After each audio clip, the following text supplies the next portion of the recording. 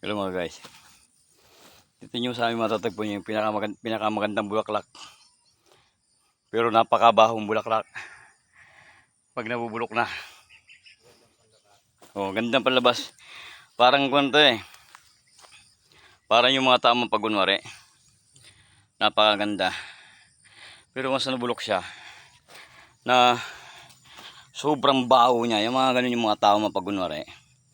Akala mo maasahan. Nasa lubang kulo para to. Ang mga tama pagunwari. Katulad din siya nito. Kapag ka na kumupas na. Sobrang baho ang amoy. Yan din yung mga tamang pagunwari. Yan. Napakagandang tingnan. Yung baho, sobrang baho niya. Yan.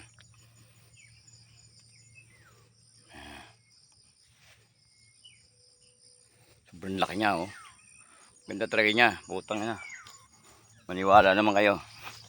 Pagka once na kumupas na yung ganda niya, doon na lumalabas ang tunay na amoy niya. Sobrang baho. Ganyan pa lang siya pag hindi pa siya bumubuka. Ito yung tawag na mapang-akit. Sobrang ganda.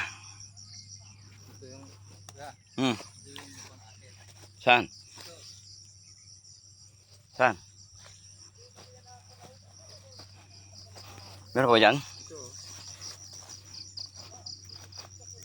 Ito? Yun na yung pag na tanggal na bulaklak niya. Yun natin muna.